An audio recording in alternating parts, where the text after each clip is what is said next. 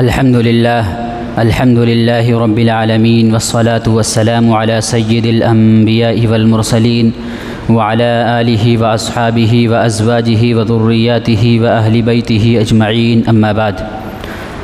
قال الله تبارك وتعالى: أعوذ بالله من الشيطان الرجيم، بسم الله الرحمن الرحيم. يا أيها الذين آمنوا قوا أنفسكم وأهليكم نارا. صدق اللہ العظیم. محترم بزرگوں اور دوستو، اللہ رب العزت والجلال کا احسان ہے، شکر ہے، کرم ہے کہ اس نے ہمیں اور آپ کو اپنے پاک گھر میں جمعے کی مناسبت سے جمع فرمایا ہے. اللہ رب العزت سے دعا کریں کہ اللہ تبارک و تعالی ہمیں ان باتوں پر عمل کرنے کی توفیق عطا فرمائے جو یہاں کہی جائیں. گزشتہ جمعے کو آپ حضرات کی خدمت میں والدین کا مقام و مرتبہ، والدین کی خدمت، والدین کی عزت، والدین کے کیا حقوق ہیں، اس بارے میں چند باتیں عرض کی گئی تھیں. آج انشاءاللہ اولاد کی تربیت کے بارے میں کچھ باتیں عرض کرنے کی کوشش کروں گا.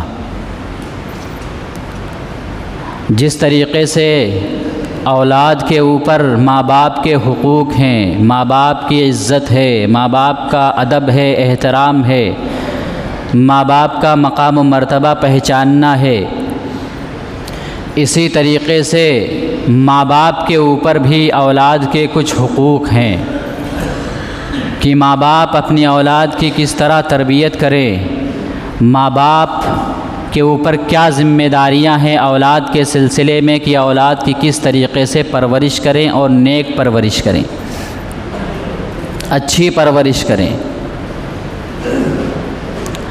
اللہ تبارک و تعالی اور اللہ کے رسول صلی اللہ علیہ وسلم نے ارشاد فرمایا کہ ماں باپ کے اوپر ضروری ہے، لازم ہے کہ وہ اپنی اولاد کی نیک پرورش کریں، اچھی پرورش کریں. اور جو چیز لازم ہوتی ہے، ضروری ہوتی ہے، فرض ہوتی ہے، اس میں پھر بندے کو اختیار نہیں ہوتا کہ وہ چاہے تو کرے اور چاہے نہ کرے، بلکہ کرنا ہی ہوتا ہے. نفل اور مستحب میں یہ ہوتا ہے کہ بندے کو اختیار ہوتا ہے، کرے گا تب بھی ٹھیک ہے، نہیں کرے گا تب بھی ٹھیک ہے، کرے گا تو ثواب ملے گا، نہیں کرے گا تو کوئی گناہ نہیں. لیکن فرض، واجب، ضروری اور لازم جو چیز ہوا کرتی ہے اس کے اندر بندے کو اختیار نہیں ہوتا ہے کہ وہ کرے یا نہ کرے، بلکہ بندے کو کرنا ہے. اگر نہیں کرے گا تو پکڑ ہوگی اور عذاب ہوگا. تو اللہ تبارک و تعالیٰ نے ماں باپ کے اوپر یہ ضروری قرار دے دیا ہے، کچھ حقوق ضروری ہیں کہ وہ ماں باپ کو اولاد کے ساتھ کرنے ہی ہیں. اور وہ حقوق کیا ہیں؟ وہ یہ ہے کہ ماں باپ اولاد کی نیک پرورش کرے، اچھی پرورش کرے. جیسے ہی اولاد اس دنیا کے اندر آئے تو ماں باپ کے اوپر اللہ اور اس کے رسول کے احکام لاگو ہو جاتے ہیں، عائد ہو جاتے ہیں کہ ماں باپ اپنے اولاد کی کس طرح پرورش کرے. اگر اس نے پرورش کرنے میں کوتاہی کر دی، نیک تربیت کرنے میں کوتاہی کر دی اور اولاد بڑھتی رہی یہاں تک کہ وہ بالغ ہو گئی، اور بالغ ہونے کے بعد، مکلف ہو جانے کے بعد اگر اولاد سے گناہوں کا صدور ہوتا ہے، اولاد گناہ کرتی ہے، جو گناہ کرے گی اس میں والدین کی بھی کوتاہی سمجھی جائے گی. مثال کے طور پر اولاد نماز نہیں پڑھ رہی ہے، اولاد روزے نہیں رکھ رہی ہے، اولاد زکوٰۃ نہیں دے رہی ہے، اولاد گناہوں کا کام کر رہی ہے، لڑکیاں بے پردہ گھوم رہی ہیں، پردے کا کوئی انتظام نہیں ہے، پردے کا کوئی خیال نہیں ہے، اور ماں باپ دیکھ رہے ہیں، تماشائی بنے ہوئے ہیں، ان کے اندر کہنے کی ہمت نہیں ہے کیونکہ شروع سے انہوں نے اس طرح کی پرورش ہی نہیں کی. اور اگر کبھی کہہ بھی دیا تو یوں ہی بس نام ہو جائے کہ ہاں ہم نے ٹوکا تو تھا، ہم نے کہا تو تھا، تو یاد رکھیے کہ اس طرح کا ٹوکنا اور اس طریقے سے متنبع کرنا، اس طریقے سے کہنا کوئی فائدہ مند نہیں۔ تو سب سے پہلے ضروری ہے کہ جب بھی اولاد اس دنیا کے اندر آئے، لڑکا ہو چاہے لڑکی ہو، شروع ہی سے اللہ اور اس کے رسول کے احکامات ماں باپ کے اوپر لاگو ہو جاتے ہیں کہ کس طریقے سے پرورش کرنی ہے، کس طرح ماحول پیدا کرنا ہے اپنے گھر کے اندر کہ بچے کے اوپر دینی اثرات پڑیں۔ کیونکہ جب بچہ پیدا ہوتا ہے تو سادہ لوح ہوتا ہے، وہ ماں باپ کی زندگی کو دیکھتا ہے، گھر کی زندگی کو دیکھتا ہے کہ گھر میں کیا ماحول ہے، گھر کی کیسی زندگی ہے، اس زندگی کا اثر اس بچے کے اوپر پڑتا ہے۔ تو سب سے پہلا حق یہ ہے کہ جب بچہ پیدا ہو، اولاد پیدا ہو، تو ماں باپ کے لیے ضروری ہے کہ وہ خوشی کا اظہار کرے، مسرت کا اظہار کرے، چاہے لڑکا پیدا ہو چاہے لڑکی پیدا ہو۔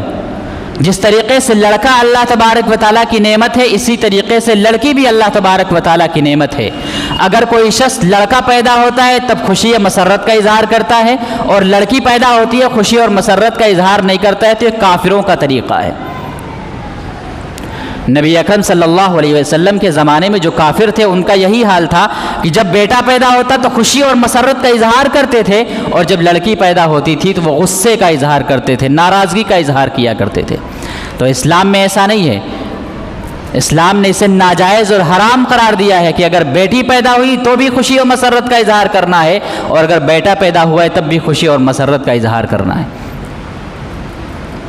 تو سب سے پہلا حق یہ ہے کہ اولاد جب پیدا ہو، چاہے بیٹا ہو چاہے بیٹی ہو، تو خوشی اور مسرت کا اظہار کیا جائے۔ اور دوسرا حق یہ ہے کہ اولاد کے لیے، جب اولاد پیدا ہو اس کے لیے نیک اور اچھی دعائیں کی جائیں، اور یہ حق سب کے اوپر لاگو ہوتا ہے، اس بچے کے عزیز و اقارب کے اوپر، رشتہ داروں کے اوپر بھی، کہ جب بھی یہ سنیں کہ فلاں کے یہاں بیٹا پیدا ہوا ہے، بیٹی پیدا ہوئی ہے، تو اس کے لیے دعائیں کریں، اس کی عمر میں برکت کے لیے دعائیں کریں کہ اللہ تبارک و تعالیٰ اس کو نیک صالح بنا دے، عمر میں برکت عطا فرمائے۔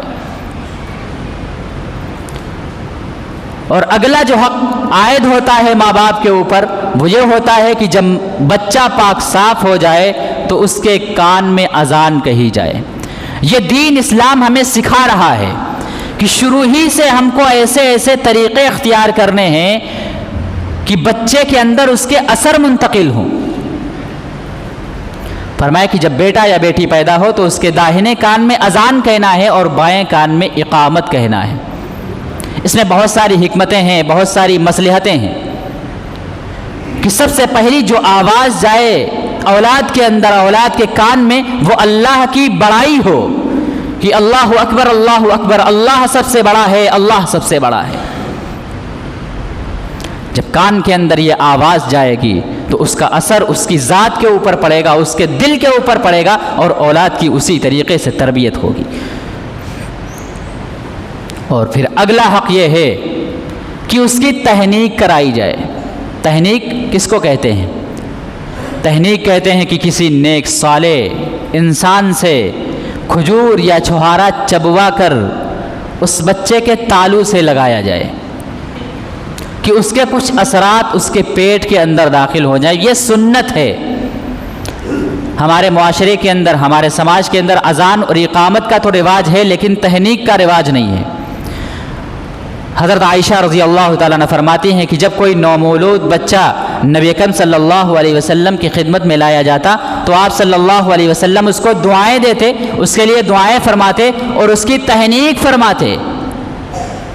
تہنیک کوئی میٹھی چیز، کھجور یا چھہارا ہو، اس کو چبوا کر اس بچے کے تالو سے لگایا جائے کہ اس کے اثرات اس بچے کے پیٹ کے اندر داخل ہو جائیں۔ اس سے بھی برکتیں حاصل ہوتی ہیں، بچے کے اندر اس کے اثرات ہوتے ہیں۔ تو اگلا حق یہ ہے بچے کا کہ ماں باپ اس کے ساتھ یہ طریقہ اختیار کریں۔ اور اس سے بھی اگلا حق یہ ہے کہ جب بچے کی ولادت ہو جائے تو اس کا بہترین اور اچھا نام رکھیں جس کے معنی اچھے ہوں۔ بہتر تو یہ ہے کہ انبیاء علیہم السلام کے جو نام ہیں ان ناموں میں سے کوئی ایک نام رکھا جائے۔ یا جو اللہ تبارک و تعالیٰ کے صفاتی نام ہیں ان ناموں میں سے کوئی ایک نام رکھا جائے، یا جو صحابہ گزرے ہیں ان کے ناموں میں سے کوئی اچھا نام رکھا جائے، نیک صالح اللہ کے بندے گزرے ہیں ان کے ناموں میں سے کوئی ایک نام رکھا جائے۔ اگر وہ نام نہ رکھیں، دوسرا نام رکھیں تو اس کے معنی اچھے ہونا چاہیے۔ اسی طریقے سے اگر بچی ہے تو پرانی امتوں میں پرانے جو عورتیں گزری ہیں، جو اللہ کی نیک بندیاں گزری ہیں، ان کے ناموں پر کوئی نام رکھا جائے، ازواج مطہرات کے ناموں میں سے کوئی ایک نام رکھا جائے، صحابیات کے ناموں میں سے کوئی ایک نام رکھا جائے جس کے معنی اچھے ہوں، جس کا مطلب اچھا ہو۔ لیکن ہمارا کیا حال ہے؟ ہمارا حال یہ ہے کہ ہم اداکاروں کے ناموں پہ اپنے بچوں کے نام رکھتے ہیں، فلمی اداکاروں کے ناموں پر اپنے بچوں کے نام رکھیں، ٹی وی اداکاروں کے ناموں پر اپنے بچوں کے نام رکھے ہیں، اور ایسے نام رکھتے ہیں جس میں نام بننے کی صلاحیت بھی نہیں ہے۔ اگر بچے کا نام غلط ہوگا، جس کے معنی کوئی نہیں ہے یا غلط معنی ہے، تو بچے کے اوپر اسی طریقے کا اثر پڑتا ہے، غلط اثر پڑتا ہے۔ تو ایک بچے کا حق یہ ہے کہ جب بچے کی ولادت ہو اس کو اچھا خوبصورت اور اچھا ایسا نام رکھیں جس کے معنی اچھے ہوں۔ یہ ماں باپ کا بچوں کے اوپر حق ہے کہ بہترین نام رکھیں، پوچھ کر نام رکھیں علماء سے، اس نام کے کیا معنی ہیں، یہ ہم نام رکھنا چاہتے ہیں۔ حضرت تھانوی رحمۃ اللہ علیہ کی خدمت میں ایک شخص آیا کرتا تھا، اس کا بچہ بڑا بیمار رہتا تھا، کبھی کبھار یہ شکایت کیا کرتا تھا کہ میرا بیٹا بہت بیمار رہتا ہے، ٹھیک ہی نہیں ہوتا ہے، بہت دوا کراتا ہوں مگر عاجز آ چکا ہوں۔ وہ کبھی کبھار یہ تذکرہ حضرت تھانوی رحمۃ اللہ علیہ کی مجلس میں کیا کرتا تھا۔ بس ایک مرتبہ حضرت تھانوی رحمۃ اللہ علیہ نے اس سے پوچھ لیا کہ اچھا یہ بتاؤ تمہارے بیٹے کا نام کیا ہے؟ اس نے کہا کہ اس بیٹے کا نام کلیم ہے۔ اچھا، کلیم کے معنی اچھے ہیں لیکن ایک دوسرے معنی بھی اس کے آتے ہیں، ایک دوسرے معنی ہے کہ زخمی ہونا، کلیم کے ایک دوسرے معنی ہے زخمی ہونا۔ تو حضرت تھانوی رحمۃ اللہ نے فرمایا کہ نام ہی ایسا ہے تو بیمار تو رہے گا ہی، ٹھیک کہاں سے ہوگا؟ چنانچہ اس کا نام بدل کر سلیم رکھ دیا، اور سلیم کے معنی صحیح سالم، تندرست۔ چنانچہ کچھ دنوں کے بعد وہ ٹھیک ہو گیا، بالکل صحت اور تندرست ہو گیا۔ تو نام کا اثر بھی بچے کے اوپر پڑتا ہے۔ نبی اکرم صلی اللہ علیہ وسلم کے زمانے کے کئی ایسے واقعات ہیں کہ نبی اکرم صلی اللہ علیہ وسلم نے کئی ناموں کو بدلا ہے۔ آپ کسی کا نام جب آپ کو پتہ چلتا کہ فلاں کا یہ نام ہے تو نبی صلی اللہ علیہ وسلم اس کا نام بدل دیا کرتے تھے کہ اس معنی کے نام اچھے نہیں ہیں۔ تو ایک حق ماں باپ کے اوپر یہ ہے کہ اپنے اولاد کا نام اچھا رکھیں جس کے معنی اچھے ہوں، اس کے معنی خوبصورت ہوں۔ پھر اگلا حق یہ آتا ہے کہ بچے کا عقیقہ بھی کیا جائے۔ عقیقہ کرنا یہ مستحب ہے، کوئی ضروری عمل اور فرض عمل نہیں ہے، مستحب ہے کہ اگر لڑکا ہے تو 2 بکرے اور اگر لڑکی ہے تو 1 بکرا۔ اچھا، یہاں پہ بہت غلط فہمی لوگوں کے اندر پیدا ہے، وہ سمجھتے ہیں کہ اگر لڑکے کا عقیقہ کرنا ہے تو بکرا ہونا چاہیے اور اگر لڑکی کا عقیقہ کرنا ہے تو بکری ہونا چاہیے۔ یہ بہت غلط بات ہے۔ جو آسانی سے میسر ہو آپ کو، لڑکا ہو تو آپ بکرا بھی کر سکتے ہیں، بکری بھی کر سکتے ہیں، لڑکی ہے تب بھی بکرا بھی کر سکتے ہیں، بکری بھی کر سکتے ہیں۔ اگر 2 کی گنجائش نہیں ہے تو 1 بھی کر سکتے ہیں، اگر 1 بھی کی گنجائش نہیں ہے تو آپ نہ کریں، کیونکہ یہ کوئی فرض واجب ضروری نہیں ہے، ہاں مستحب عمل ہے۔ حدیث شریف میں اس کی فضیلت آئی ہے کہ جو شخص عقیقہ کرتا ہے تو بچے پر جو آنے والی بلائیں یا مصیبتیں ہوتی ہیں وہ ٹل جاتی ہیں، تو اس میں ہمارا فائدہ ہے۔ تو ایک حق یہ ہے کہ بچے کی طرف سے عقیقہ کیا جائے۔ اس کے بعد اور 7ویں دن کرنا مستحب ہے، 7ویں دن اگر کریں تو زیادہ بہتر ہے، اور 7ویں دن اگر نہ ہو سکے تو 14ویں دن کر لیں، 21ویں دن کر لیں۔ اس کے بعد جب بھی کریں تو اس بات کا خیال رکھیں کہ 7واں ہی دن پڑے۔ اس کا آسان طریقہ یہ ہے کہ جس دن بچے کی ولادت ہو، مثال کے طور پہ جمعے کو بچے کی ولادت ہوئی ہے تو اب جمعرات کو، اگلے جمعرات کو عقیقہ کر لیں۔ جب بھی آپ جمعرات کو کریں گے وہ 7واں دن ہی ہوگا۔ اس دن کو یاد رکھیں جس دن بچے کی ولادت ہوئی ہے، جمعے کو ولادت ہوئی ہے تو آپ جب بھی عقیقہ کریں تو آپ جمعرات کو کریں۔ اس سے آپ جب حساب لگائیں گے تو وہ 7واں دن ہی پڑے گا جا کر کے۔ تو یہ مستحب طریقہ ہے، آپ اس پہ عمل کریں۔ اسی طریقے سے ایک اور حق ہے بچے کا ختنہ کرانا۔ یہ ختنہ کرانا 7ویں دن کرانا مستحب ہے، آپ بعد میں بھی کرا سکتے ہیں۔ اور شرعی حکم یہ ہے کہ ختنہ کرانا سنت مؤکدہ ہے، تمام انبیاء علیہم السلام کی سنت ہے، شاعر اسلام میں سے ہے کہ اگر کوئی شخص ختنہ نہیں کرواتا ہے تو وہ شخص گنہگار ہوگا۔ اور بہت سارے حقوق ہیں بچوں کے، یہ تو بچپن میں جب بچہ چھوٹا ہوتا ہے تب یہ حقوق ماں باپ کے اوپر عائد ہوتے ہیں، جب بچہ بڑا ہونے لگتا ہے اس کے بعد تو ماں باپ کے اوپر بہت سارے حقوق عائد ہو جاتے ہیں کہ اب کس طریقے سے اس کی پرورش کرنا ہے، کس طریقے سے اس کی پرورش نہیں کرنا ہے، خود نیک بننا ہے اور نیکی والی زندگی گزارنا ہے۔ جب خود نیک بنیں گے تبھی بچے کے اوپر اثرات پڑیں گے۔ خود تو نیک نہیں ہیں، خود تو نمازیں چھوڑ رہے ہیں، خود تو روزے چھوڑ رہے ہیں، خود تو زکوٰۃ نہیں ادا کرتے ہیں، خود تو غلط کام کر رہے ہیں، خود تو بے حیائی اور بے شرمی کے کام کر رہے ہیں، تو بچے کے اوپر اثرات کیا اچھے پڑیں گے؟ آپ دیکھ لیجئے، غور کر لیجئے، اپنے معاشرے کا جائزہ لیجئے کہ بچوں کے سامنے جوا کھیل رہے ہیں، بچوں کے سامنے تاش کھیل رہے ہیں، خود کے بچے دیکھ رہے ہیں کہ میرا والد کیا کر رہا ہے، وہ شراب پی رہا ہے اور بچے اس کے سامنے ہیں۔ تو جب خود نیک زندگی گزاریں گے، نیک بنیں گے، تبھی بچوں کے اوپر نیکی کے اثرات منتقل ہوں گے۔ تو سب سے پہلے تو خود نیکی کی زندگی گزاریں، خود نیک بنیں، گھر کے اندر نیکی کا ماحول پیدا کریں، اس وقت بچے کے اوپر نیکی کے اثرات مرتب ہوں گے، بچہ ان کا اثر لے گا اور وہ نیک بنے گا۔ اور یہ نہ سمجھے کہ صرف ہماری خود اپنی اصلاح ہم پر واجب و ضروری ہے، نہیں، بلکہ بچے کی بھی اصلاح ضروری ہے، گھر والوں کی بھی اصلاح ضروری ہے، جو ماتحت آپ کے رہتے ہیں ان کی بھی اصلاح ضروری ہے، اور ماتحت میں سب سے پہلا نمبر بیوی کا اور بچوں کا ہے، اپنی بیوی اور اپنے بچے۔ لوگ اپنی بیوی کے اوپر تو دھیان نہیں دیتے ہیں، اپنے بچے اور اپنی اولاد کے اوپر تو ان کی توجہ نہیں ہوتی، لیکن دوسری بیوی اور دوسروں کی اولاد پہ بڑی توجہ ہوتی ہے کہ فلاں کا لڑکا کیا کر رہا ہے، فلاں کی اولاد کیسی زندگی گزار رہی ہے، لیکن اپنے بچوں کی فکر نہیں ہوتی۔ یہ بہت غلط بات ہے۔ تو اپنے ماتحتوں کی فکر کرنا، ان میں سب سے پہلا نمبر اپنی بیوی کا ہے اور اپنے بچوں کا ہے کہ سب سے پہلے اپنی اصلاح کرو اور اپنے گھر والوں کی اصلاح کرو۔ اسی کو اللہ تبارک و تعالی نے فرمایا، یا ایھا الذین آمنوا قوا انفسکم واہلیکم نارا، کہ اے ایمان والو اپنے آپ کو آگ سے بچاؤ اور اپنی اولاد کو بھی آگ سے بچاؤ، جس کا ایندھن انسان اور پتھر ہوں گے۔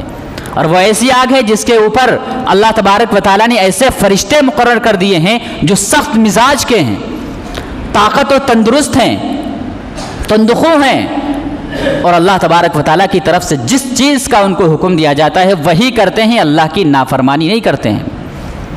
تو خود کو بھی جہنم کی آگ سے بچانا ہے، اپنی اولاد کو، اپنے گھر والوں کو بھی جہنم کی آگ سے بچانا ہے۔ اور جہنم کی آگ سے خود اور اولاد کب بچے گی؟ جب آپ دینی ماحول گھر کے اندر پیدا کریں گے، خود نیک بنیں گے، بچوں کو بھی نیک بنانے کی کوشش کریں گے۔ اس لیے ماں باپ کے اوپر یہ عائد ہوتا ہے، ماں باپ کی ذمہ داریاں ہیں کہ بچپن میں جیسے ہی بچہ ولادت کو پہنچ جائے، یعنی اس کی پیدائش ہو جائے، یہ کام ضرور کریں جو میں نے آپ حضرات کے سامنے عرض کیے ہیں۔ پھر اس کے بعد جیسے جیسے بچہ بڑا ہوتا چلا جائے آپ کی ذمہ داریاں بڑھتی چلی جاتی ہیں۔ اللہ تبارک و تعالیٰ سے دعا ہے کہ اللہ تبارک و تعالیٰ ہمیں ان باتوں پر عمل کرنے کی توفیق عطا فرمائے۔ وآخر دعوانا ان الحمد للہ رب العالمین۔